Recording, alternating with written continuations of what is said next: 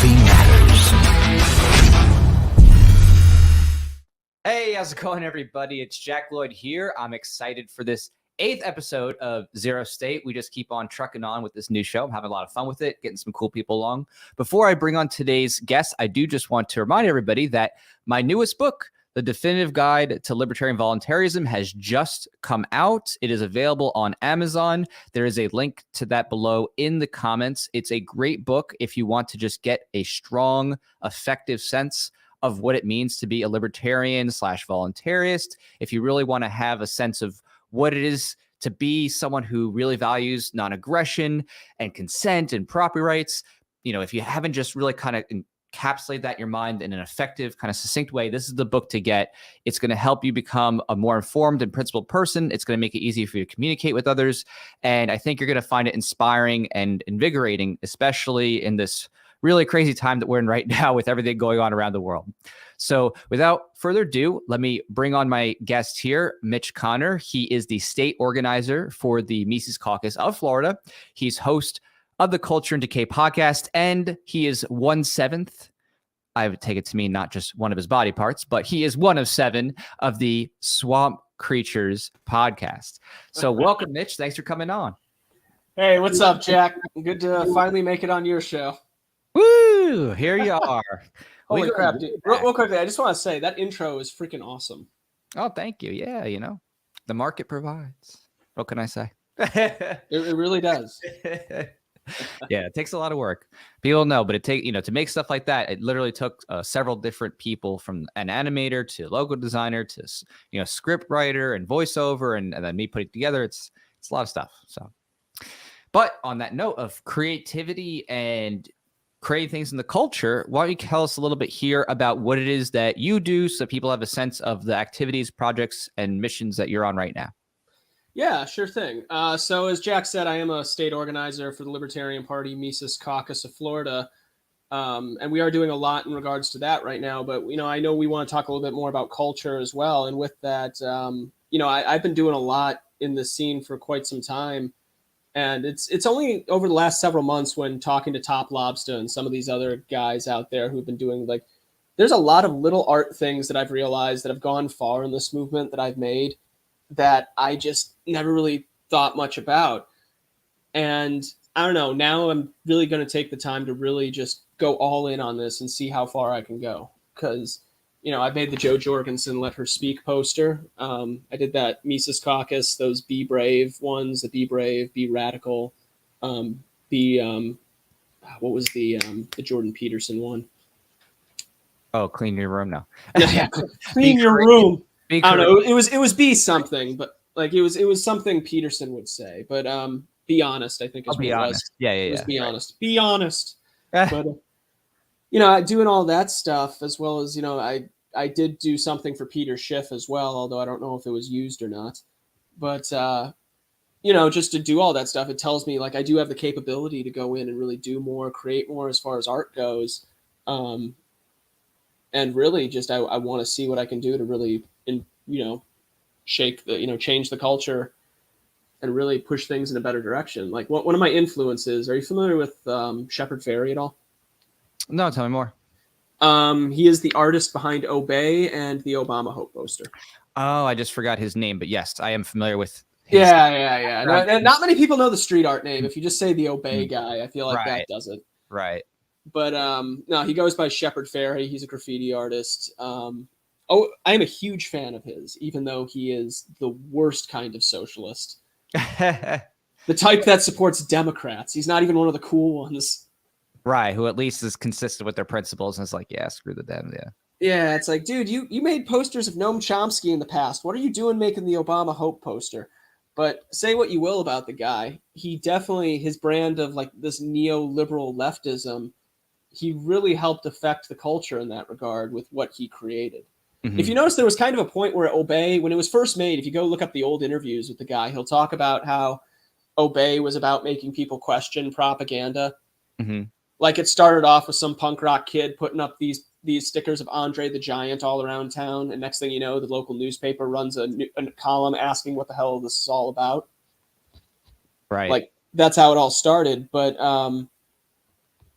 eventually it blossomed into something more, and it became like this thing that was used in all. It was almost corporatized and politicized to the point where it was like, I would ask him this if I could, just because I'm a fan, and I hope he wouldn't take it as an insult. But at what point did this stop being ironic? Like, and I don't mean that as to be funny. I just mean it as a serious question. It's like at some point there's kind of a level of like, dude, you've become the propaganda. Right. He became what he hated. He became what he was fighting to destroy. You became exactly what you swore to destroy. Did. So tell us a little bit more about your history with getting into art, memes, and culture, because it's my understanding that you were an admin in Anarchy Ball back in the day. So could you relate to us a little about your history and development till now? Oh yeah, that little page known as Anarchy Ball. Yeah, that little I wonder whatever happened to it. Well, it's streaming right now to the last remnant of it, the Anarchy Ball OG. So that's one of the places going to. So. Oh, there we go. So we're on the OG. Oh shit, this is awesome. On the OG. I finally did it. I made it onto the Anarchy Ball after all that time. Finally made it through. Oh my god. But no, it kind of starts a little bit before that. You know, there was this 2011, 2012 time frame of things, and there were two things that happened around that time. For one, I got into the aforementioned street art movement, which kind of became wildly popular at that time because of the movie Exit Through the Gift Shop. You notice there was kind of a time in that time frame where like graffiti and street art became like fucking huge in the culture. Excuse my French. But, you know, that kind of happened. And I got tied up in that. And at the same time, you had sort of the Ron Paul revolution happening. And I sort of got mangled up in that because I didn't know where I was going to fall ideologically. I didn't really like this. You know, socialism had nothing individualistic about it, and I didn't like that. But at the same time, I didn't like the two major parties because, man, screw them. I want to be a punk rock, you know, screw the establishment. You know, that's sort of like, make a mohawk, man. Like, straighten your hair and think it's punk rock, even though you look more like a wannabe emo. This shit, you know what I mean? You know, but Ron Paul was cool because he just wasn't either of any of those things, you know? It was kind of like libertarianism. I didn't even know this was an option. And in many ways, I saw a lot of ideas crystallize that I had seen in stories and other places when I was younger. Like, I don't know if you've ever heard of the book The Giver at all, but like there's nothing outwardly libertarian about it in any way, shape, or form. But in many ways, the core of the philosophy, in many ways, that's what brought me to the philosophy, even inadvertently in some ways. It's just Ron Paul crystallized that and made me realize, oh my God, this is actually something. But from there, you know, eventually, I think some of us had a hope that Ron Paul would actually get somewhere, and he didn't. They screwed him over bad. And after that, there was almost like what now kind of thing. And eventually I came across that little page called Anarchy Ball. See, now this is where our paths cross. So after Anarchy Ball was made, I decided to get in on the ball comic craze. I created a Gadsden Ball page, but that never really went anywhere. But then I created Agaris Ball, or Agaris Ball. Is it Agaris or Agaris? I don't freaking know. I call it Agaris because I just like how that sounds, but I know a lot of people use Agorist, but I'm like, no, I'm not a fan of how you say that. I need to find a video of Konkin saying the word so I know how to say it, because however he says it, I'm going to take that as the word of God, because this is his ideology. Right, it is the appeal to authority, but it's the proper place. I mean, it's his thing. Like you know what I mean? Like it's his encapsulation, so at least you can rest on that. Precisely. Right. But you know, I made Agaris. God, it just sounds weird to me. Agorist Ball, and you know, I started making a lot of things. I really got into agorism, whatever at that time, and I really delved in that philosophy. I really did let it almost become, you know, it started off as me kind of preaching the ideology of agorism, and it's somewhere in the middle. I feel like I almost became a proponent, like someone who was a figurehead to that ideology, just in regards to like there was a lot of people getting introduced to agorism through this page. Like there was a lot of people who just didn't know what this ideology was.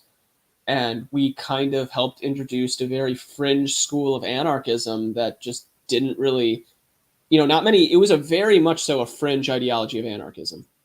Like back when I first got into it, I think anarcho-capitalism and anarcho-communism were kind of the two big ones. And then you would hear about all these other fringe schools, but never really hear much about them. So it was kind of cool to do that, and especially to, play a role in that. Eventually I did get on the Anarchy Ball page. That's where I met you. That's where I met, Ben, all those other guys. And the rest kind of became history from there. No other way to say it.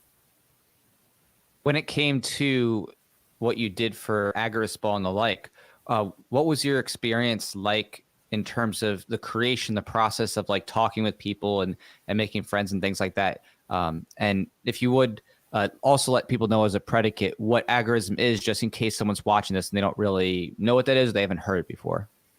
Sure. So agorism is basically an ideology that states that it's an anarchist ideology that states that black markets outside of the government control of white markets or anything there in between are the key to reaching an anarchist society.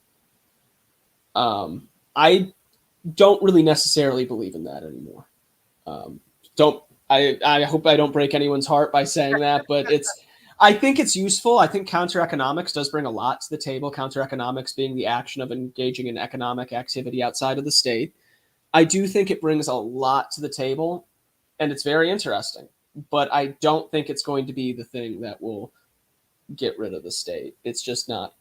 Just doesn't. Something in it does not add up to me, and I just don't think that that's going to work. Just based on how life has gone and all that, but.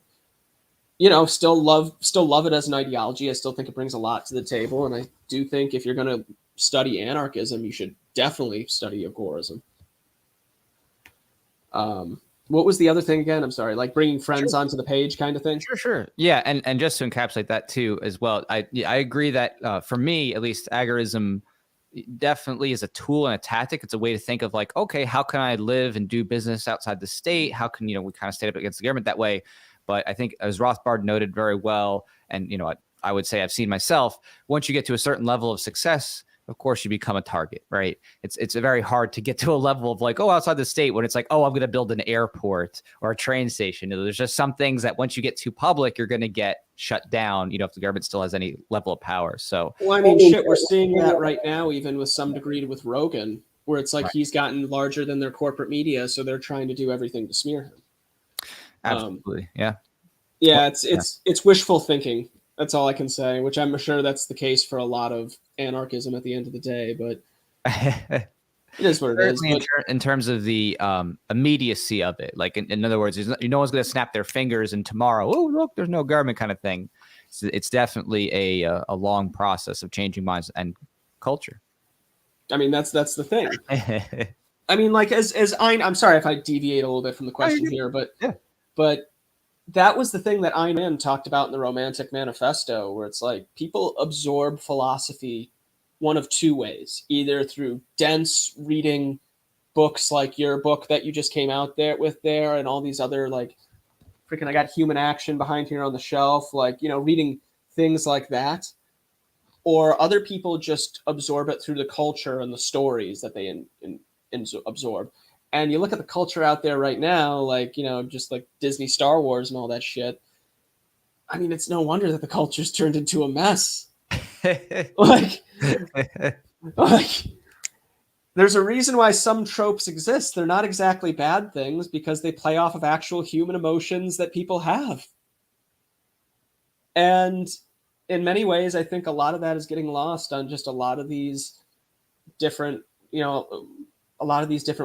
woke films and shows and shit. Like there was something that I had heard from Overlord DVD, who, if you're not familiar, he has really great rumored Hollywood content, which like 90% of the time I would say turns out to be true, sometimes to the detriment. But one thing that he pointed out was like several of his people have basically told him something to the extent of, you would be amazed how many good scripts have been turned down by Hollywood just because they don't meet a diversity quota. Right. And I don't know, man. That's the reason that we need to step in and kind of do something to push this culture in a better direction. Because in many ways, I think people are hungry for something that is not what they're putting out. That seems clear. You're seeing like all these movies and shows, and it seems like every other day I'm seeing a video on YouTube or pop up in a thumbnail of this new woke movie that came out just completely bombed at the box office. And it's like, yeah, what did you expect? You people are doing the same thing over and over again and expecting different results, and people just aren't buying it. Absolutely. I mean, I think it's more apparent than ever that you can't just gender swap, sexual interest swap, color swap, whatever, and think that that's a substitute for having a really good story and intriguing character development. It's not going to work. And I think that one of the greatest examples of this was with the SpiderMan movie recently that was very successful because Sony still has, my understanding is the licensing rights to it. So Sony was the one managing it and managing the production. And so they were able to actually focus on, hey, we're going to make a great story. It's going to be hilarious. And it's going to, touch back on all the past Spider-Man films. There were Spider-Man because multiple Spider-Mans. But it was a great way to kind of synthesize everything. I don't want to give any spoilers or anything, but just needless to say, it was a successful movie, very well received, great at the box office because they weren't trying to fill in, how can we have a different SJW slant to this? They just focused on making a great story. And I agree. It's just something that people actually do want. And this is, an example of the market is being hampered by the manipulations of the government. So, yeah, it's not even like you can't really work with things and make a good story either. Like Miles Morales' story in the Spider-Man one, the spinoff in the Ultimate, what was it, Ultimatum? I don't think it was Ultimatum. I think it was just the Ultimate Universe. But I'm trying to remember. I haven't been in comics in a long time. But, Miles Morales with his spinoff, it at least, it was something that people didn't hate because it involved a character that people had already grown with. And it just kind of felt like a natural evolution for something of a spinoff. You know what I mean? Which they do in comics all the time. It didn't feel forced or woke or anything like that. Unfortunately, when they got to the video game, I guess they just couldn't help themselves. But it just felt like something that it wanted to be a good story first before anything else. I don't think you can say the same thing about Woman Thor. What's happening with Woman Thor? I don't know, man. It's just one of those things. Like when I first saw that, like back when I was a kid, I was like, really? They're doing that? Like that just seems. This is before I even knew what any of the SJW shit was. And I'm just like, but there's a reason why certain things do better than others. Like even to go like really obscure here, the world of Japanese wrestling. I'm getting, that's right, buddy. I'm dragging you into this. You knew you couldn't get through one podcast without a wrestling reference of some sort. But the long-term storytelling of the Golden Lovers, Kota Ibushi and Kenny Omega, that's just a really well done story with everything woven into it. Like I jumped in halfway through to it, didn't even realize until one plot point that, this is a gay story. And it was just a good story through and through. And I'm just like, there was nothing about this that felt like OMG, rainbow flag, but it was just good. And to anyone who I won't give away the whole story, you can find great videos from Showbuckle and other people online breaking down the story from, it's like a 10-year long storyline basically that they did in Japan. And it's just something that's good. And as you said, it was focused on being good before being anything ideological or being anything that was meant to, beat people over the head with the message. Well, it's a good question, right? What makes a story good in the first place and what gets people to be interested and intrigued by it? For me, when I think about it, I just think of how is there mystery being unveiled? In other words, how are you being left on each scene just wondering, what happens next? What happens next? Like you're slowly unfolding everything. I think that really drives a good story. What do you think? I think that's definitely a part of it. I think there's a lot of things that go into a good story. Like great characters that people care about and want to see overcome the problems that they have to face. I also think if we've learned anything from this era, you can't have characters that feel like the video game character on God mode, because why would I want to root for them? You know, the hero has to have something to overcome. And of course, you can't just have scenes that are filler, because, you know, you can have a pretty set, but at the end of the day, if the story is hollow, the story is hollow. Like, have you seen Blade Runner 2049? No, I haven't seen it. It's a pretty good movie.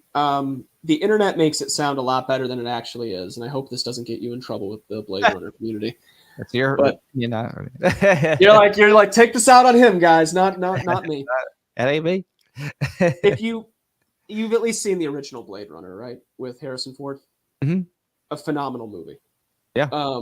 This sequel that they released, God knows how many years later, with Ryan Gosling, visually it is stunning. And in many ways, the characters are interesting enough that I would want to see where this goes. The problem is the story just feels kind of hollow, and it just kind of falls flat. So you have these beautiful visuals. Like the film is stunning to look at. You see memes from this thing going around, like specifically the one of the gigantic holograph chick with Ryan Gosling standing there looking all sad like a simp. And, you know, you see all these memes, but the story itself, I watched it kind of a little bit disappointed by the end. Like, oh, it kind of rang a little bit hollow. Like, I was expecting something more. I don't know. But when you say hollow, what does that mean in terms of story? Does it like lacking character development that, like, you know, through dialogue and things like that? It was lacking certain things. Like one of the villains, I remember his motivations didn't really seem almost existent to me. But in a way, it's just like you have this big world in front of you, and there really isn't much else to it. Another example I would think of would be that film Avatar from James Cameron. Mm-hmm. You've seen that film, right? The one that tells us why capitalism's evil. Right. Yeah, definitely. But it's like there was a post that I saw on Facebook some years ago where some girl was just like, quote one line from that movie, and no one could. Like, what does that say about that? Like, that no one can remember anything from that film, but the visuals were cool. Right.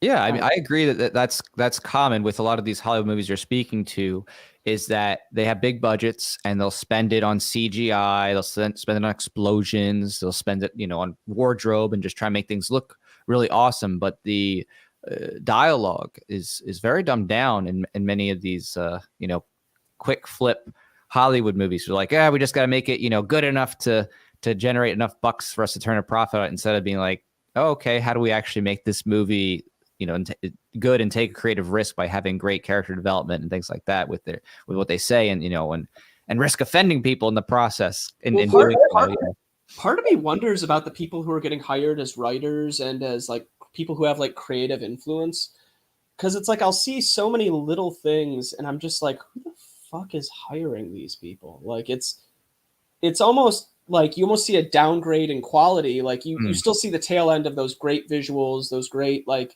but then there's other things where you'll almost be like, I see the quality of art going down and it is not good.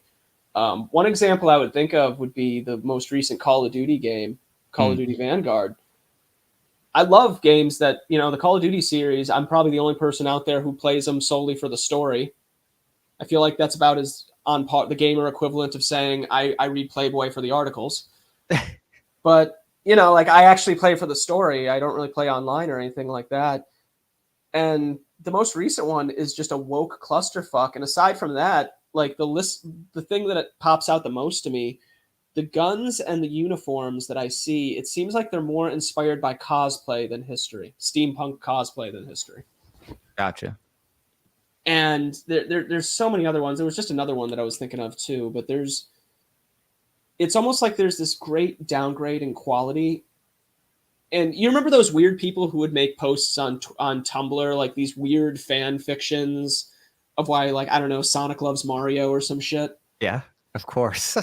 Someone started hiring those people, I think. I can only assume. Like, is that why I'm hearing that they want to make James Bond black? You're like, what's going on here?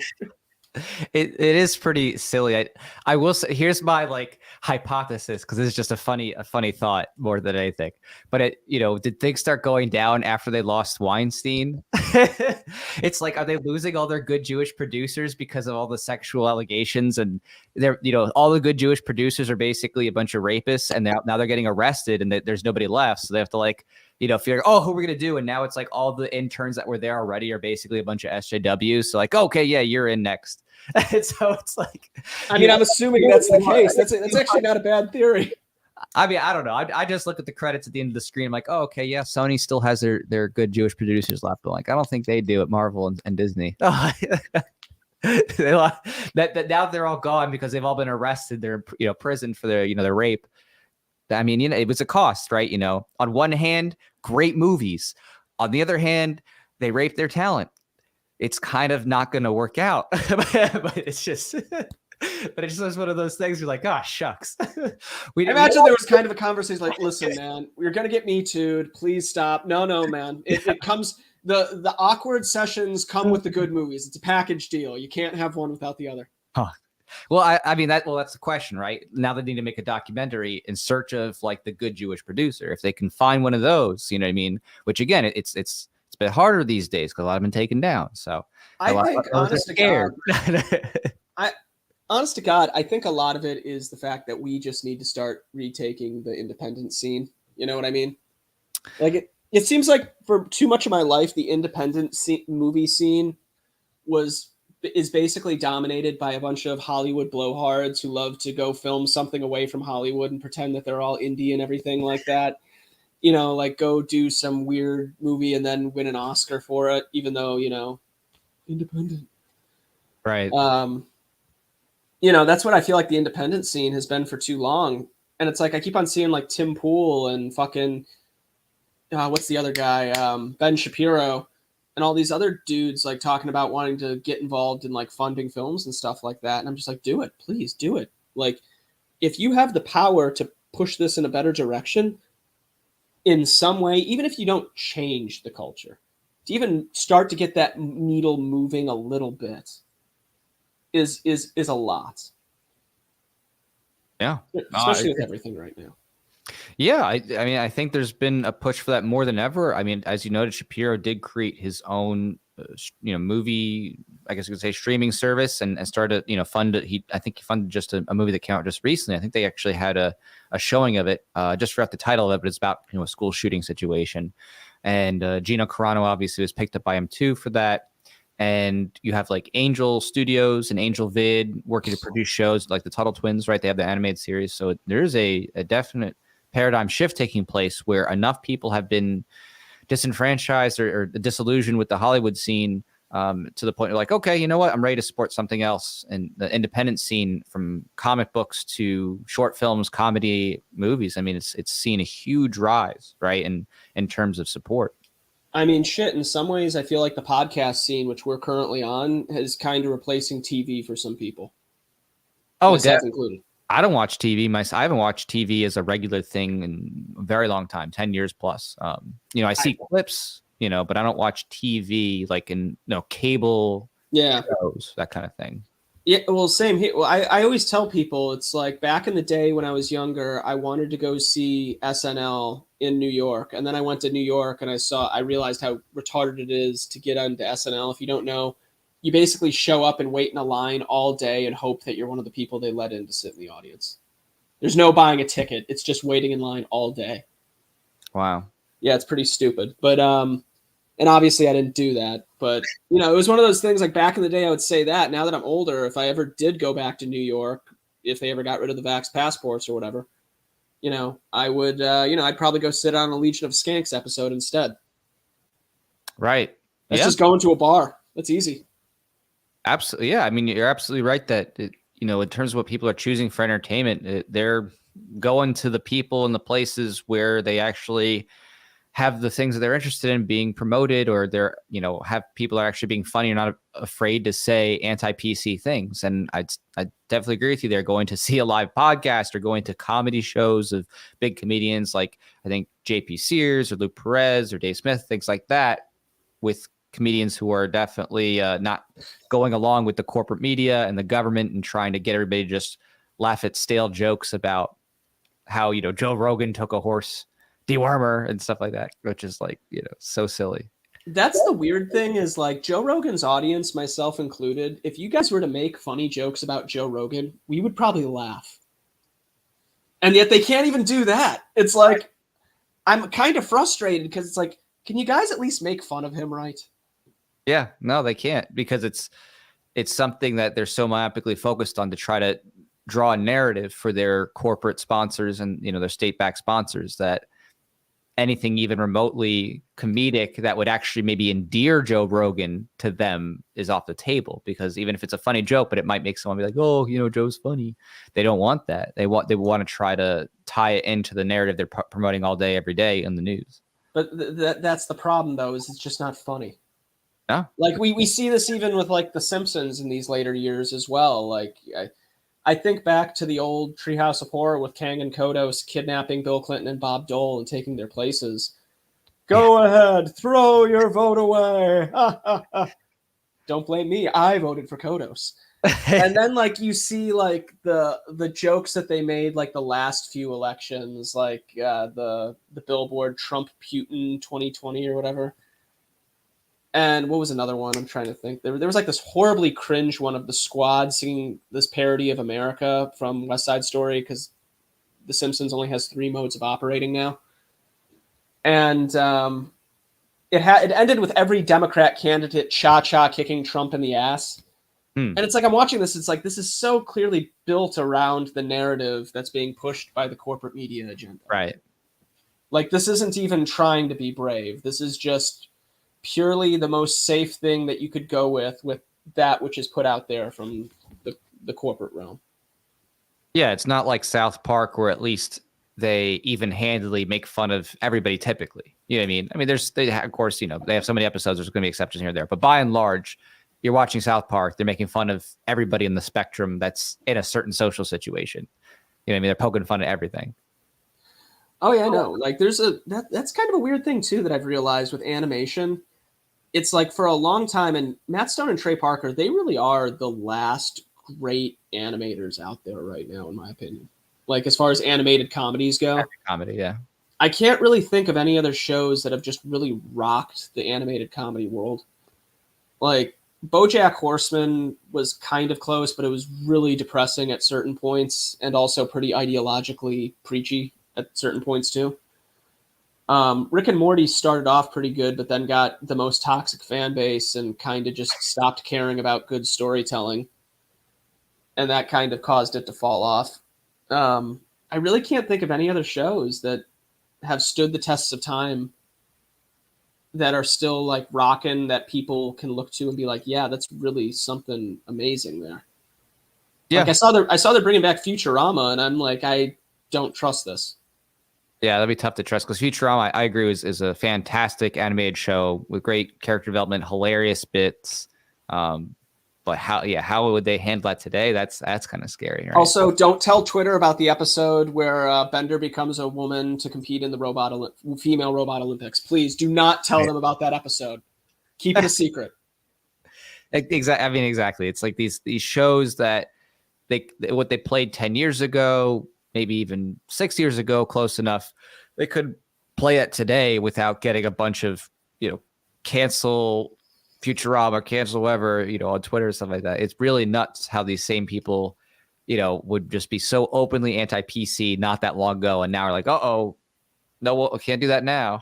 Well, it's like, it amazes me what people get canceled over nowadays, because it's like, I saw that with another Futurama episode recently where, I'm sure you've heard of, it's one of the most popular ones, the one with the giant women, the Amazonia episode. Was Snoo Snoo? Death by Snoo Snoo, yes. Yes, Death by Snoo Snoo. Death by Snoo Snoo. Who can forget Snoo Snoo? There are so many like jokes in that episode today that if that episode were to come out, there would be so many SJWs reading about sexism and whatnot. Like, right. Men die out here long ago. They probably all got nagged to death. Am I right, fellas? Our basketball, no can dunk, but good fundamentals. Yeah, in other words, boring. Yeah, that's just a good reminder of I think some of the stuff that's been lost in the process, of this type of tightening of what is allowed in the mainstream cultural space for the sake of those in power who really want to control language. And that's what it boils down to, is that they want to be able to silence anyone for any reason. And they're using these predicates that they think is, ooh, this is our safe zone for trying to trigger people enough to be like, yeah, see, this is really bad. See, they're evil, they're bigoted, they're racist. That's enough to do that, because if they have that power, they can label something and try to shut it down. But it's in the process causing a lot more people to say, okay, I'm exiting your paradigm. I'm out of here. I'm putting my money and my resources into this alternative platform or into this, independently funded film or podcast or comic or whatever. So, I mean, that's kind of what there's kind of that you practice what you preach sort of thing. And there's always that jackass who's going to be like, oh, you say you're never going to buy anything from them again, but you're totally going to. Everyone says that. Like, it'll be Disney or some shit like that. People always say stupid shit like that, but it's like, no, I actually do live that. Like, I've been trying to track down physical media because I don't trust the streaming services. And frankly, I just don't want to give Disney or some of these other companies my money anymore.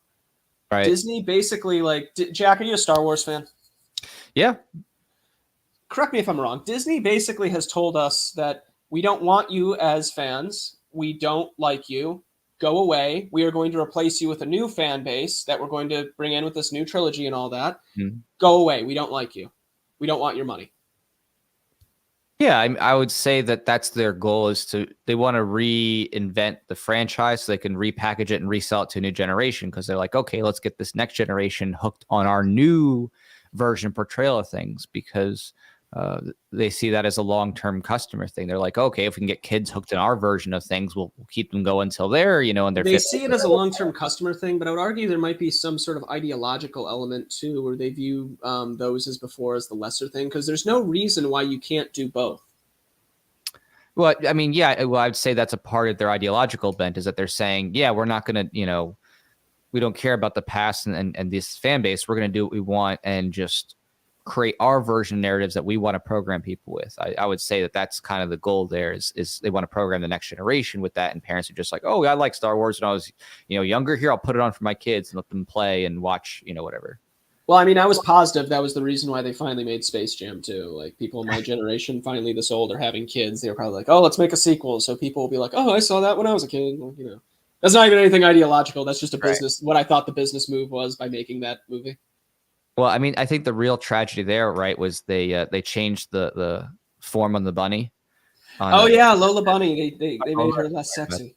Yeah, I know. They made her less top, up there, more like wide hip kind of thing. Like, it's really funny because some people are like, oh, okay, so you're sexualizing animals, huh? Like, that's what it's about. But this is, again, one of those hypothesis things that I have, where I think about, what's the effect of having all those animated films in the 80s to 90s, especially with kids shows just focusing on relationships with anthropomorphized animals, animals that could talk and act like humans. And I'm like, maybe that actually led to the furry fandom.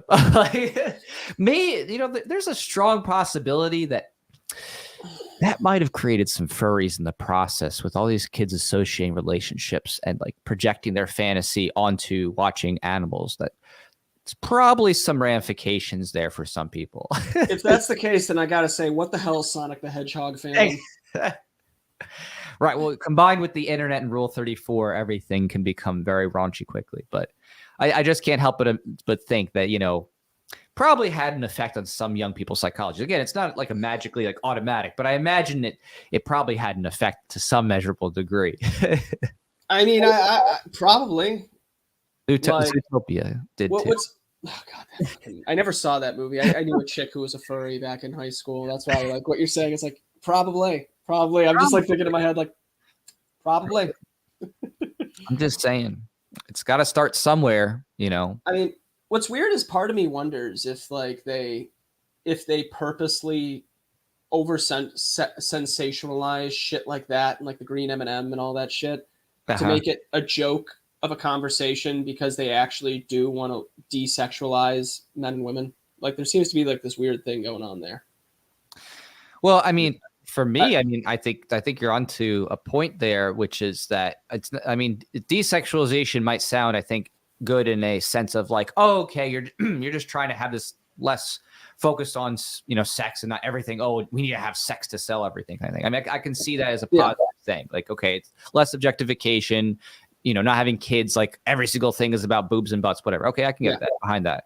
But I do agree with you that there is also a part to there that goes beyond that, which is trying to remove the concept of sexual identity and gender itself in the process. There's basically that, and it's almost like there's this like, are you people trying to eradicate the idea of romance? Sometimes I wonder if that's the case. Hey, it's the guy with the Jordan Peter. Yes, that's me. It is. But yeah, no, I mean, I think romance here's what I see too, and of course I want to hear your thoughts too. In the shows that I watch and culture, because I'm very tapped into it, I'm always creating and doing stuff within it and relating to it.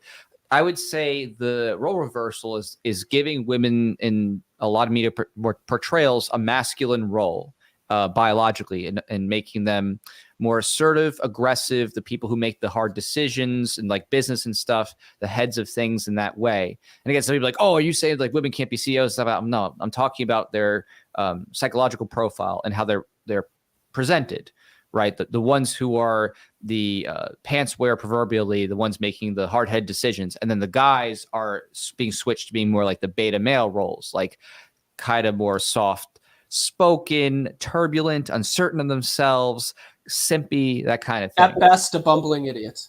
Right. And then, of course, if you go, and that's even further back, if we're talking about changes in media paradigm, if we're talking about how males are presented in your popular TV shows, fathers especially are presented as dumb, bumbling idiots, and the kids are smart and the parents are dumb, kind of thing. When you really think about that, Hank Hill really was the best example of a TV dad. How come? You ever watch King of the Hill? I've seen a handful of episodes. I'm not a Hill fanboy in terms of Hank Hill is like your typical man and a typical father in so many ways. He drinks beer with the boys out in the alley. He works at a propane place. He's a father, a husband. He helps his friends out. He's a working man who loves doing his lawn. He loves working with his hands if he can. Yeah. So a down-to-earth working guy kind of thing. Yeah, he's basically your typical guy. And there are several times in the show where in your typical TV show, like, for example, there's one episode of King of the Hill where Bobby becomes a husky boy model. Bobby. Bobby. But, he becomes a husky boy model. And if this was any other show, it would be something where dad is wrong. In the end, he's wrong. And this is all empowering and everything like that. Right. But at the end of the episode, Hank gets him away from it. And as they're walking away, the bullies from their school start hucking donuts at all the fat kids. And there's like this moment where like Hank is right. And wow, Dad, how did you know? Well, I just know kids your age, donuts, fat kids up on the stage. Like he basically just says it all. Like, and the mother, while well-meaning, is usually wrong. That's too funny. Yeah, I mean that's more of a comedic tidbit. I agree. It's a comedic tidbit, but like there's something to that though, where he's right. Like he's right about something which would be a harsh truth that you would never see portrayed in any show today. Instead, if it was any other show today, it would be Bobby being empowered as the husky boy model, and Hank is wrong. Right. Yeah, right. Like I agree that that's a typical trope that's propagandized, is that parents are idiots and they, have no real understanding of anything. And the kids are super crazy smart and advanced somehow. And they're right. And they know everything. And, the parents are the ones who have to apologize, for their mistakes. It's not the kids making mistakes. And the kids just so happen to always be liberal.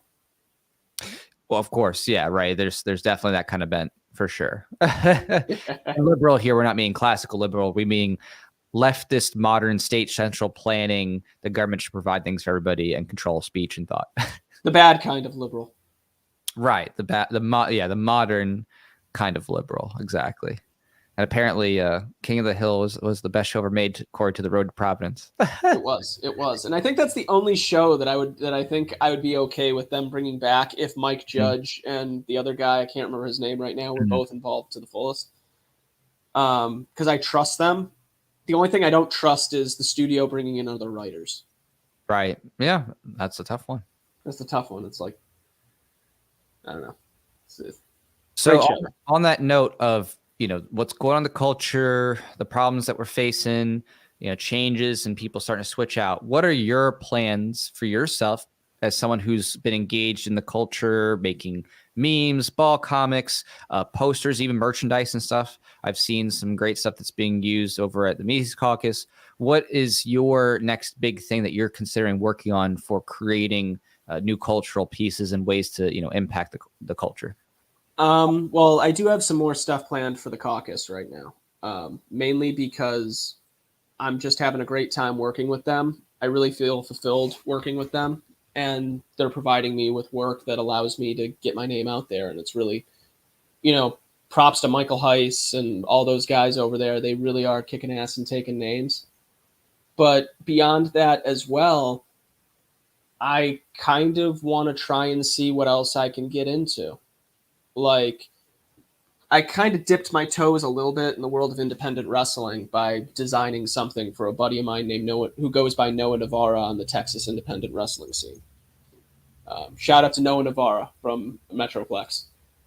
But, like things like that, if I might as well just say it, Culture and Decay is the name of the podcast. Productions in Decay is the name of the production studio that I'm planning on doing more with. And if I can move into things like film or other things like that, I'd be open. Shit, I have two scripts I've been working on for a long time now. One of them, part of me wonders if it would be good as like a podcast theater series. So, but that's no guarantee. It's just a script, but I want to see what I can get out there. What's podcast theater? You have, I didn't know about this until a coworker had told me about it, and I actually looked it up. But there's basically you have shows being done through podcast form, almost like the old days of radio theater, where, you basically have stories being told in an audio format. And, if I write a good script that involves something that, even if I did have a good budget, I wouldn't be able to recreate that because that is just too much. You know what I mean? There's too much that would have to go into that. In many ways, I feel like the idea of podcast theater could be something of a good alternative because, you don't have to build a big set that takes place in the 1940s if you're doing it all through audio. That's actually really kind of fascinating that you frame it that way, because it is kind of just like old time radio. And, back in the day in the 20s, 30s, 40s, even 50s and beyond, there would be shows for those who don't know, there'd be shows where people would hear stories, and in the studio, they would record different voiceovers, people, talking and playing characters. They'd bang pots or like have little types of trinkets to like make sounds to make it sound like, there's a real world environment going on. I think what you're saying is actually kind of a fun idea, and to kind of piggyback on that, it would be kind of cool to have that if it could be meshed with like artwork. I could imagine if you could combine the two for like a YouTube kind of sequence. Imagine if you have the podcast part, so you have the people talking and maybe some sound effects to that. But on top of that, you could just have like a couple of different frames as the story progresses to kind of help visualize it, like of the scene and stuff like that. So that have like the artwork kind of thing. Right. You could have like potential, which again is a lot less costly than having an actual film or like making animation. If you just had a few stills that, an artist made for the show, it could actually be something that like transcends both the podcast form with listening, but also like someone who's listening to it through YouTube could like take a peek and see the artwork to like get a visual representation of what it is that you guys are doing. That could be a way to really good idea. What can I say? It's part of just what I do here. But I think that's a cool idea. And it inspires me because that actually made me think, that could be an interesting thing to do for my comic series as well. Because that's something that I've, of course, have thought about in terms of, okay, what would it be like to make an animated film? What would it like to make a physical film? And of course, I do the comics, but I was like, how could I do something audio, but it not be so crazy difficult and expensive? I'm like, oh, okay, actually, you're right. Maybe like an audio podcast thing where it's like you're reading the story. Maybe you have a couple people that are doing it, and then you have a couple of frames, artwork. So that's a pretty cool idea. Oh yeah, It's a brave new world out here on the podcast world. Like Rogan revolutionized it, but man, I see so much crazy shit being built on top of it. It's awesome. It is awesome. I think that's a great idea. So when it comes to the film ideas that you have, what would you be most passionate about working on? What type of project would you really like to sink your teeth into if you could work on a film coming up this year? I would love to try and sink my teeth into something that I could make a great poster for if I could, because I know that's where I shine. But also I would just love to get to do something else if I could too. Like, I started off doing a lot of different things as far as live events go. There's a lot of basic things that I know how to do. I mean, shit, you need me to run a camera? I'm down for that. And frankly, there's one guy I know who I'm not going to name him because I don't want to, if his project isn't ready to be announced, I won't say it. But, he's filming something up in Alaska, or at least getting everything in place to film this project, this independent project. And, part of me almost wants to be like, shit, dude, I'm so eager to change the culture. You want to fucking how much can I fund you, bro? Like, just help me do executive producing. You do your thing. Show me that we can get this at least to Sundance and run this on the independent scene. Like, so we could break even. Like, part of me almost wants to consider something like that, but that's the risk taker in me. The more down to earth person in me is like, hey man, you need someone who needs to be a camera guy. I'm down for that. Gotcha. So, I mean, it sounds like you have a lot of different interests. It's going to be fun to see which direction you end up settling on, because obviously it's not possible to do every single thing. No, it's not. It's not. Time, but I see. Well, that's why these other things I'm keeping in mind right now. But as far as anything goes, I really think that the art is where I shine. Right. And when you talk about art here, what would you say people would most recognize your art form in? Well, where's some of your most popular works? I said at the beginning there was the Mises posters, but there was also the Joe Jorgensen Let Her Speak poster. There was also, I seriously should look and see if they ever used that Peter Schiff one. I don't know if they did or not. They probably did, and I'm just not aware. I don't listen to Schiff on the regular, so it's if they did use it, I might have missed it. But kind of getting out there and doing all those things, I feel like they kind of really helped establish myself as someone on the scene. Gotcha. And what about in terms of memeage? What's been like your top one or two memes that you've made, with the pages that you've done? There's one that I made that has echoed through the years. Well, at least it echoed for a while when these trends just wouldn't die. I don't know if it still makes sense, but it was one that said annoying trends that just won't die. And it had like a guy dabbing Kim Kardashian. I can't remember what the other one was. It was something else just unbearable from that time. Uh-huh. And then the fourth one was communism.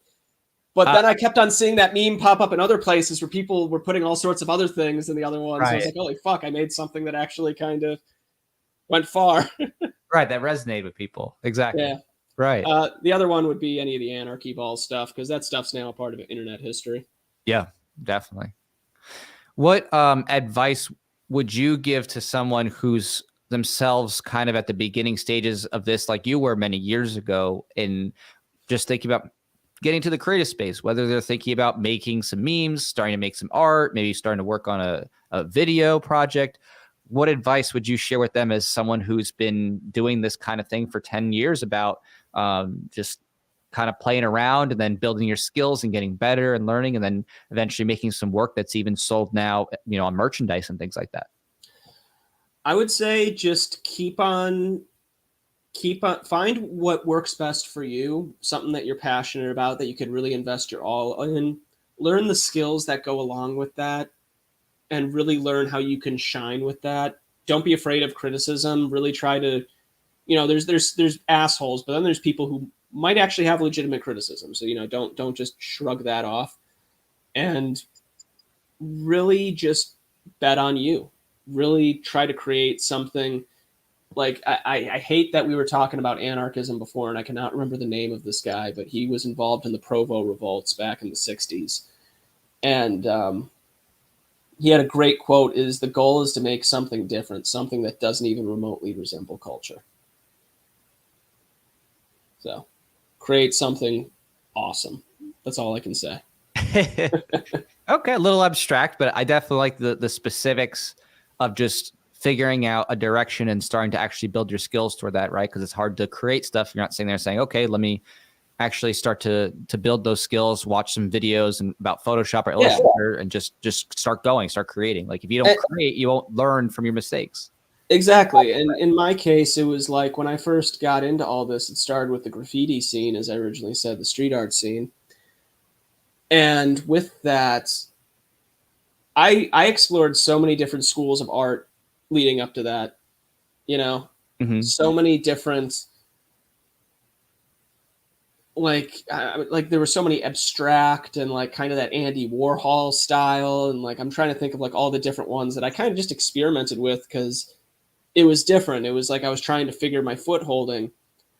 And it wasn't until I found this scene where I kind of felt like, man, this is like, this is me. You know what I mean? This is something that I can really sink my teeth into and really, really show where my talents are at, Yeah, absolutely. So where can people keep up with you, follow your work, check out what you're doing? Where's the best place for people to connect with you? Yeah. So I do have a Facebook and an Instagram, both entitled Culture in Decay. And there's also a Twitter account at Mitch Connor JLo. I was probably, originally I was going to switch that to Culture in Decay, but Tim from the Swamp Creatures keeps on mentioning things about it. So it's not going away anytime soon. But at Mitch Connor JLo. Also, just go check out TeePublic. I do have all my merch for sale under the Libertarian Frontier. Awesome. And you're on YouTube as well, right? With the Swamp. Oh, yeah. At the Swampcast Network, check out Culture in Decay, as well as all of our Swamp Creatures episodes. We're going to have some good episodes coming up with some cool guests. I would give away who it is, but then again, that would spoil the thumbnails. So. Gotcha. Yeah, don't want to spoil it. Okay, great. Yeah, and those links that you just mentioned, especially the YouTube, Facebook page, the Mises Caucus of Florida, those are in the video description, so you can check that out. And any last word of encouragement or anything you want people to know before we check on out here? Always bet on yourself. I like that. That's a good mantra. I made it into a shirt even. Yeah? Okay. It's not even a Liberty shirt, so there we go. Liberty shirt. Beautiful. Well, I'm excited for what you're doing next, and I hope that as you start to hone in on what it is that you're going to, or just home in on, not hone. Well, I guess you are honing your skills, but homing directionally in on what it is you're going to do next for your next big project. I'm excited to see what it is that you come up with and how that impacts the culture, and I'm hoping that it's something extra spicy, some type of fun video or documentary or something of that nature. That'd be really cool. So. All right. Well, take care, everybody. I'm going to see you this Wednesday again for Read Coverdale. We're going to do Read at 8 p.m. Eastern. So that'll be a lot of fun. And then this upcoming weekend, I'm going to be at the LPF Con. I'm actually going to be performing. Me and Flo are going to be doing a music set. We're going to be doing a raffle for some stuff. I'm going to be tabling as well with the comic and some goodies, my new book as well, doing some signings. So I'll see you there. And Mitch, are you going to be there as well? Hell yeah, I'm going to be there. I'm actually going to be a part of a cryptocurrency panel with Hector and Dan Figueroa from the Blockchain Center on Friday night. So go check that out. Beautiful. So you got both of us there presenting really cool stuff. So you definitely want to come to both of our tables, check it out, and just have a good time at the Libertarian Party of Florida convention that's coming up this weekend. I think the main event for people are just there for fun, checking out vendors 25th, Friday, 26th, and 27th. So. All right. Take care, everybody, and I will see y'all later. ZeroState.